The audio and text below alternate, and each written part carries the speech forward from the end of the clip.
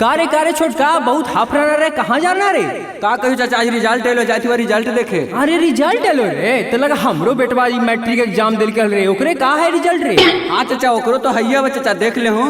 अब जाइयो घरे, हमू पूछियो अबरी पास होले कि ना। आज तो मिठाई लगा बटवे करते घरवा में हो।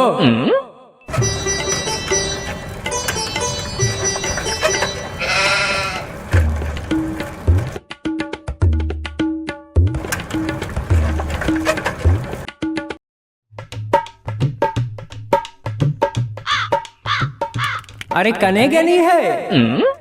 हाँ जी, बोलो ना कुछ कहू जी। तो सुन लियो कि रिजल्ट एलो है।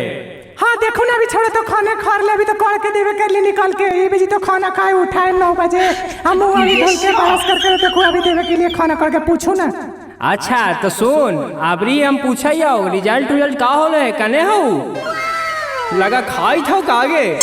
हाँ पापा बोलू ना जी, कौची कहू जी? आई रे तो रिजल्ट एलू रे, का होलो तोर रे? आज ही जानो पापा, वो सरपंचवा के बेटो ना लो बड़का। अच्छा, ओहू दिल कल हमरा जो रे अबरी। हाँ ओ फेल हो गेला। हाँ तो तोर का होलो रे? ओ मुखीवा के बेटवा हो ना, ओकर छोटका बेटवा अबरी दिल कल हमरे जो रे। ओ फेल हो गेलो। अरे तोर का होलो रे, जे ना बताओ। हाँ जी, तब तू का विधायक हो रहा जी, तो तोरो बेटवा फेल हो गेलो। अरे रे क्री माई के साला काम के ना काज के दुश्मन लगला ला लठिया ई भगवान में भैया देखी ना छौड़ा के मार के माथवा फाड़ दिल गई, देखी ना खून मार ले बाबा। आगे मैया जी छोड़ दो, ये जी छोड़ दो ना जी। छोड़ दिया आगे आज तक ई रहते चाहे हम ही रहा बाबा।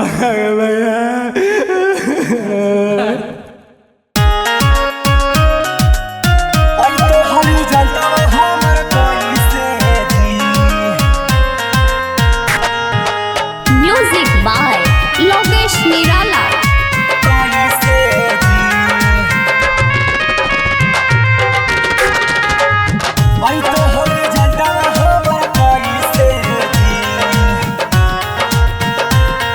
दीवाना फिल्म्स जहानाबाद। सब दिन जी पापा चरबहलियो भाई से जी, सब दिन जी पापा चरबहलियो भाई से जी। है तो हल रिजल्टवा हमर कैसे जी, जी पापा है तो हल रिजल्टवा हमर कैसे जी। फर्म भरला मांगा हलियो देन हालू पैसे जी, फर्म भरला मांगा हलियो देन हालू पैसे जी। ऐ तो हल रिजल्टवा हमर कैसे जी, जी पापा ऐ तो हल रिजल्टवा हमर कैसे जी। अरे इतना कहीं रिजल्टवा इतना कैसे? तो 3 गो ट्यूशन कॉलेज आनी रे, आई दिखावेला। हाय जी, काले से छोड़ा के डाटा हो जी, अभी पैसे बुद्धि ना होती जी। आगे तू चुप रह, तू ही माथा पर चढ़े ना एकरा। अरे तू बता, कौन बाप ना चाहे कि हमार बेटा आगे बढ़े, लेकिन अगर कर्म धर्म कैसे चल तो फेल हो गलो ता।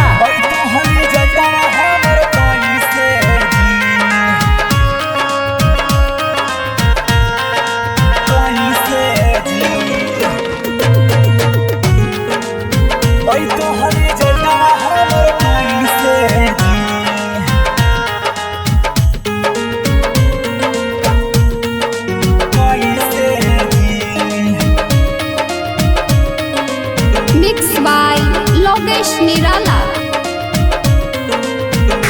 ए जी नहियो पढ़ली त हमर चल जीते पेट जी, घर में है दादा के मोर 10 बीघा खेत जी। हाँ खेत अभी तो बापे दादा मैंने बटलो रे।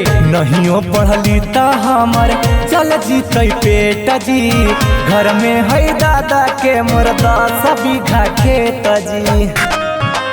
अब देखी अब 10 बीघा खेत पर नजर लगे लिया। अरे अभी तोर बाप दादा में बटलो है रे, जो तोरा मिलतो 10 बीघा खेत, कुल मिला के 1 बीघा मिलता हो, जेहू बेच के ताप जीवन पढ़माता। सब चढ़ेले हम तू ही एक माथा पर। घरवा में सब दिना कैलू जैसे तैसे जी, घरवा में सब दिना कैलू जैसे तैसे जी। ऐ तो हल रिजल्टवा हमर कैसे जी, जी पापा ऐ तो हल रिजल्टवा हमर कैसे जी। हाय काले अपना डांटते रहो तुझी, इतना पहले दुनिया में सबके रिजल्ट में कोई ना फेल होलो हो।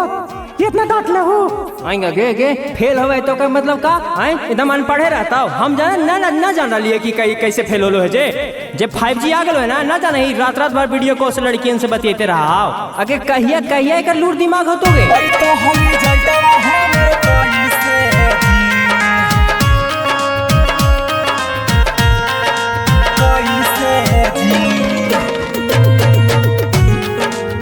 ओए तो हम जलटवा हमर कोई से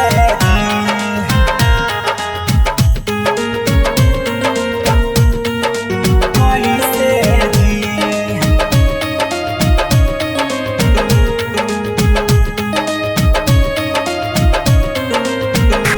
हे जी बड़ा होबै त कुछला गहिबै दिमाग जी अभी तह कई अपन बाप माई के राज जी। अच्छा बेटा देखियो कितना दिन बाप माई के होटल में बड़ा होबै त कुछला गहिबै दिमाग जी अभी तह कई अपन बाप माई के राज जी। कहियो न देलू टाइम से कापी कलम लाई के जी कहियो न देलू टाइम से कापी कलम लाई के जी। ओई तो हर रिजल्टवा बोला कैसे जी पापा ओई तो हर रिजल्टवा हमर कैसे जी।